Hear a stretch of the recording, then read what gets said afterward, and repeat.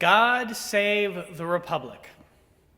That's your line in this sermon, so wherever you are, at home or out for a run, think about saying it with me right now. God save the Republic.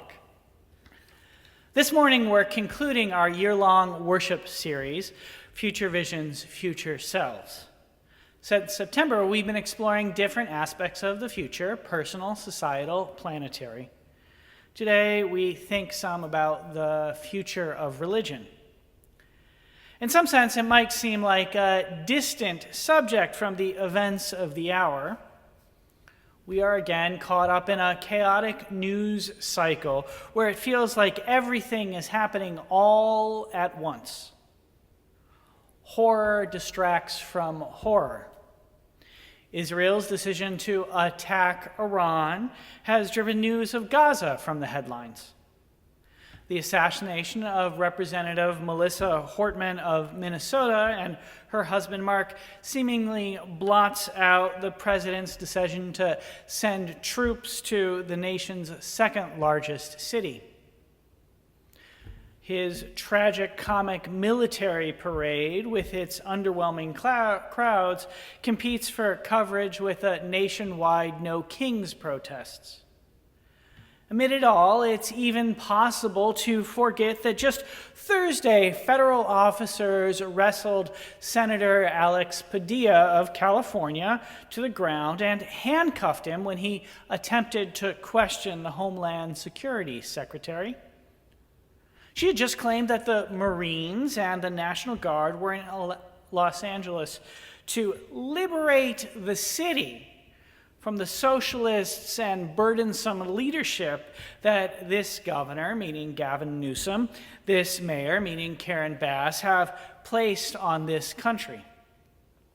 The news that the federal government, currently controlled by those who used to celebrate states' rights, aspires to overthrow, for that is what the word liberate means in such a context, the elected governments of Los Angeles and California, has itself distracted from the machinations of the Senate.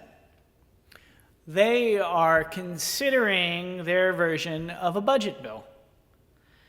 If it passes in a form resembling the budget passed by the House of Representatives, it will cause some 16 million people to lose health insurance coverage, reduce the quality of nursing home care, and terminate food subsidies for 1.3 million people. It will mean a sicker country and a hungrier country. Children will go hungry. But it will also include, in the face of this increased hunger and decreased health care, generous tax cuts for the wealthy that are so generous that the supposed party of fiscal responsibility will add another $2.4 trillion to the national debt. God save the Republic. It's worth considering the role of our religious community in these times. Religion is changing. It's not a stable object. The meaning, the content of religion shifts over time. Just consider this morning. We had to close the building on Friday when a flea infestation was discovered. Everything was fumigated yesterday with a water-soluble pesticide that is supposed to be safe within a dozen hours or so. We figured it best, however, to keep our campus closed until Monday. We wanted to be sure that all of the fleas were dead and that those of you who might have chemical sensitivities were not put at risk. So here I am preaching to an empty sanctuary while you take in remarks remotely or view this as a recording. And while I'm tempted to launch into an adapted version of the children's ukulele song, My Dog Has Fleas, with an updated version of My Church Has Fleas, the matter actually offers the opportunity to seriously reflect on the future of religion. Since the reopening of our campus, it's become pretty routine for more of you to join us online than in person. In recent months, this dynamic has become even more pronounced. Last week, we had near record attendance for Carol Burris's retirement service. Between the two services, there were 225 adults in our sanctuary and a total of more than 275 on our campus. But these numbers were dwarfed by the more than 500 people who joined us online. More and more engagement with religion is virtual. I actually got a real lesson in this a few weeks ago when Sade and I decided to attend Lakewood Church on one of my Sundays off. Now, neither of us had ever been there before. We wanted to see what it was like. Are you familiar with it? Have you visited there? It is Houston's largest church and one of the world's largest churches.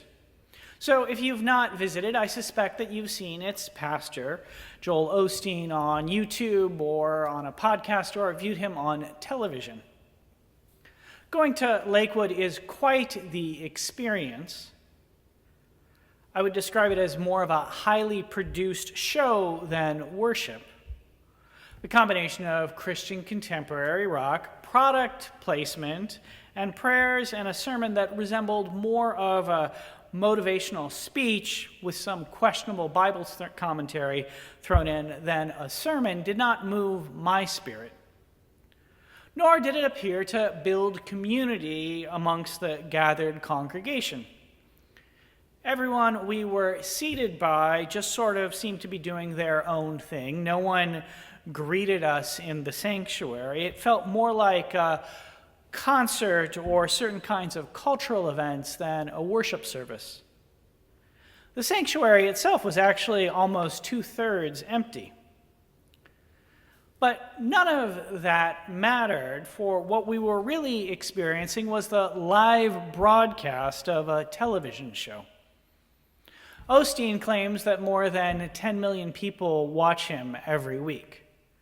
Now, I have no reason to doubt his numbers, but even if they're off by a factor of 10, it means that by far the majority of people who connect with his church do so in the exact manner you are connecting with First Unitarian Universalist today, as individuals outside of a sanctuary. In this version of the religious future, spirituality becomes another form of content we consume. It is a podcast or a program that does not require us to do the difficult, though transformative work of living together in community. Putting aside the fact that televangelists are always asking for money, it requires little of us. We can turn on the podcast or the program, or we can turn it off. If you come to First Unitarian Universalist regularly in person, it is likely that someone, minister or member, will ask after you if you disappear for a while. But if you stop tuning in online, the only thing we might notice is a fluctuation in our viewership numbers. Religion, I have shared in the past, can be understood as what binds us together. The consumption of different kinds of media binds people together. It's easy to think then that one of the things about the future of religion is that it will be the media that binds us together. And one of the great challenges of our era is that the variety of media that people consume radically shapes your identity and understanding of the world. Fox News binds people to a particular perception of reality. Democracy Now!, Jacobian, and the New York Review of Books, my personal vices, fasten me to another. Watching the first, it seems that many were easily convinced that the relatively minor civil disturbances in Los Angeles last week, no one was killed, and the property damage was comparatively insignificant, represented a major conflagration. Following the second set of media, we learned that the whole thing was essentially manufactured by the president and his ghoul of an aide, Stephen Miller. God save the Republic. More than 40 years ago, the philosopher Benedict Anderson released his seminal text, Imagined Communities. It's a path-breaking work that details how newspapers of the 18th century were used to construct modern nations. They enabled the creation of what he termed imagined communities. These were and are the conception of political identity that extends beyond the local. Prior to the mass production of print media, most people inhabited a world whose boundaries were and characteristics beyond their farm, village, or city were at best hazy shimmers. Events that occurred 100 miles away were often of little consequence. Those farther away probably resided in the vast realm of the unknown. Rumors on the wind, in all likelihood, never to be known or of little consequence to one's daily life. The development of the newspaper was the great disruptor. Suddenly, it became possible to engage in what Anderson named an extraordinary mass ceremony, the near simultaneous reading of the news. People in the rural villages of France, for instance, soon became aware of what was transpiring in Paris or in the French colonies. Literate peasants and merchants on one side of China could learn about what was happening on the other. This enabled people in towns and villages all over the world to imagine themselves as part of a nation in a way that had not been possible before. The aspiring chef in a provincial city could seek to emulate the dishes that were described as populating the nation's best tables. The debutante in rural France could come to desire the most recent Parisian fashions. Reading the newspapers, everyone could imagine themselves to be a citizen of France or the United States or wherever nation they belonged to in a way that had not been possible before. The stories that they encountered inspired them to imagine themselves as French or American or Chinese and identify with national governments that before had only been taxation agents. This was true even if they lived in the hinterlands. The rise of broadcast media, the internet, and now social media has accelerated the development of such imagined communities. The different perspectives found in varying portions of the media are making it easier and easier for us to imagine ourselves as part of separate imagined communities. The writer Marilynne Robinson offers a simplified portrait of this in a recent article in the New York Review of Books. She argues that people living in the United States imagine themselves to be parts of two different nations that occupy the same terrain and govern the same populace. She calls one nation, for ease of use, the red side, and the other the blue side. When partisans of one imagined community win a national election, they are, she claims, superimposed on the other for a limited period. This superimposition is what we are witnessing right now. Since his reascendance to federal office, the president has sought to dismantle or seize control of most of the institutions held dear by those that Robinson calls the blue nation. Cities and universities in so-called blue states, portions of the federal government that have been historically opposed to a parochial version of authoritarian power, are all targets.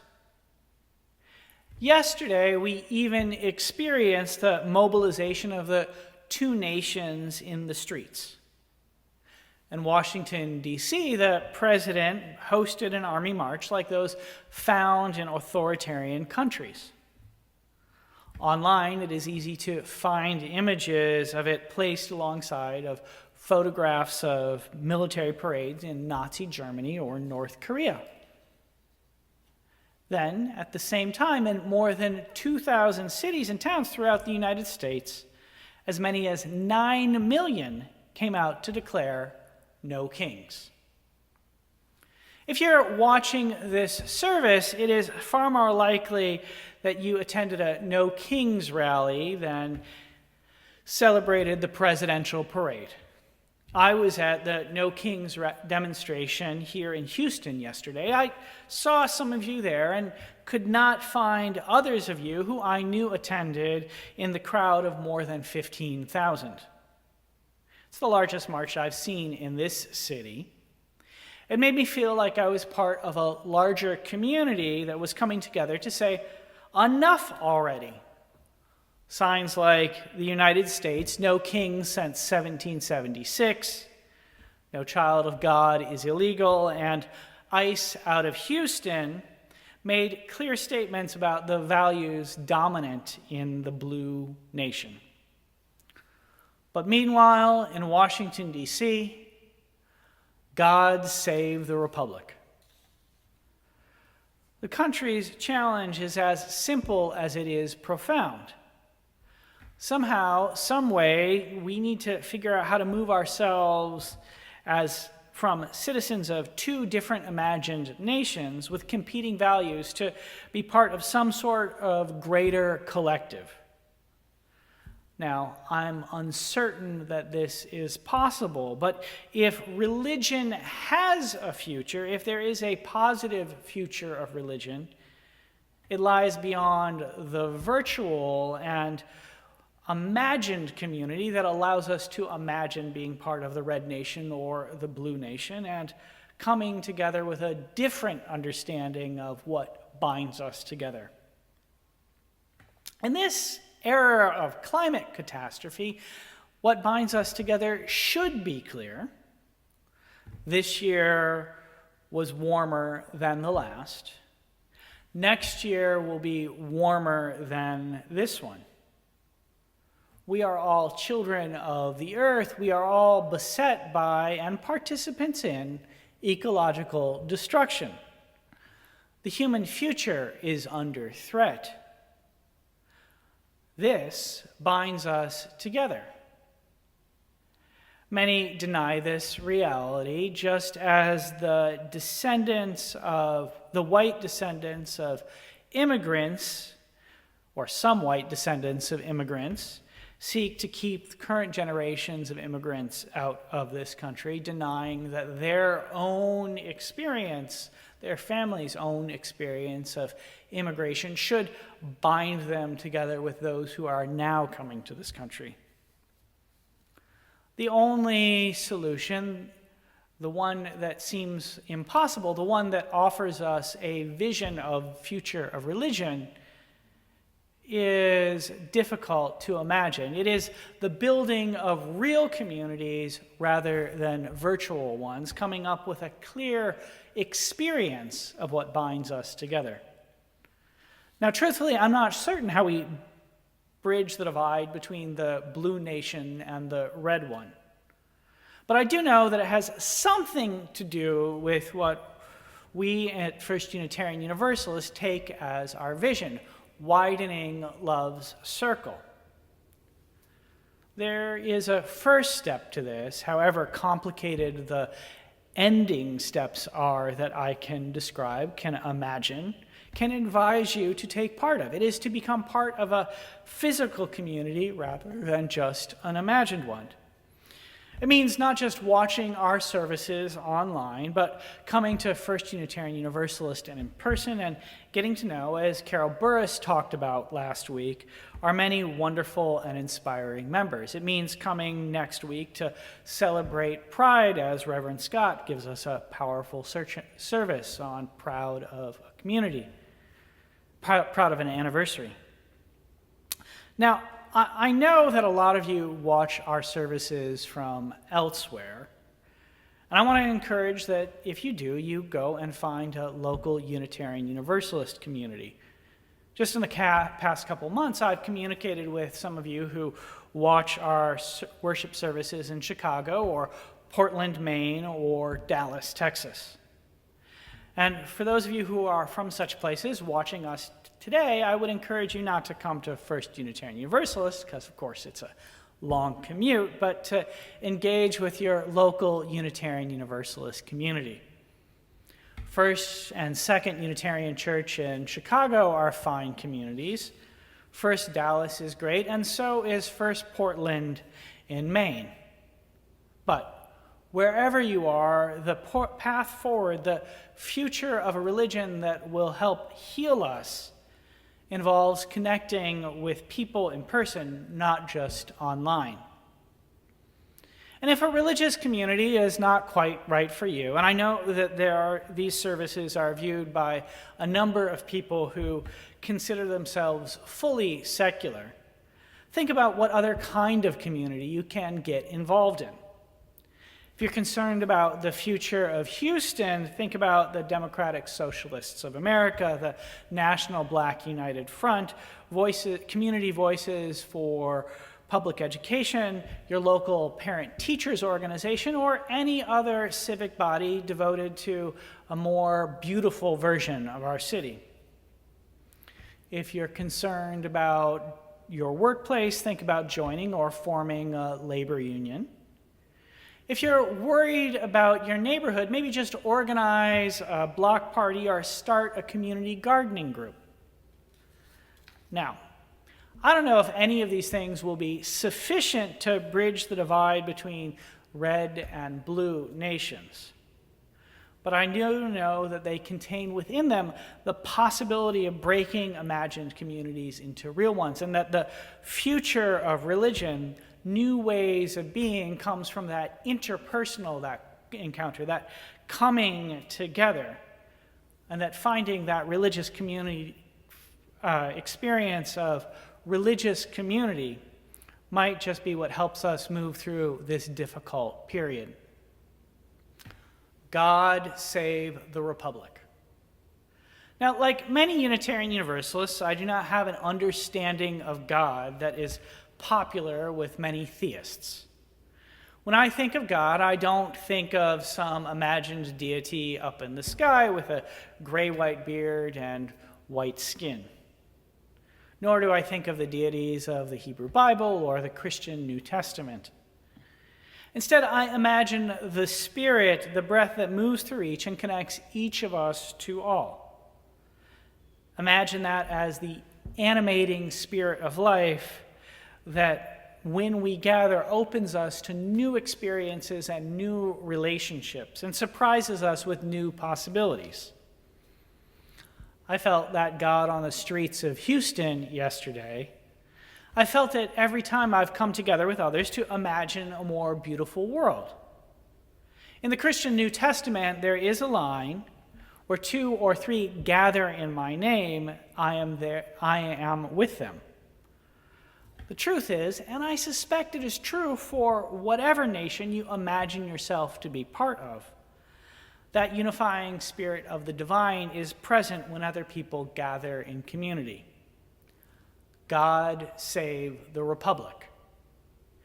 It's only by gathering, by seeking to come together as a community, not just online, but in person as well, that we can save the Republic. The word republic, incidentally, comes from the Latin res publica. It means public affairs. It's actually a conception that is more than any nation, more than any city, more than any imagined community or real community. It is the public affairs, the things that bind all of us together as a human community. Language, culture, cities and rural communities that we live in, the beautiful world we inhabit, they're all concerns of the res publica, our public affairs. So I close with this. Let's say it together one last time. God save the Republic. And when we say it, let it mean this. May the power of the community, the Spirit that moves through each and unites each to all, somehow be strong enough to join us together in the mutual pursuit of the res publica, the public affairs, not of this imagined community or that imagined community, not the red nation or the blue nation, but the public affairs of all of us. The difficult work of building a society where each of us, each person can discover, in the words of the legal scholar and Brazilian philosopher Robert Mangabeira Unger, greatness. This is not the greatness of the high and mighty. It is the greatness of the ordinary person and the discovery of light in the world of shadows. A trust in the possibility of such greatness, he notes, is the defining faith of democracy. It is strengthened when we move from imagined community to real community. It becomes real when we join together in pursuit of our public affairs and build a religious future that is about coming together to care for each other in real physical communities. So say it with me one last time. God save the Republic. Amen.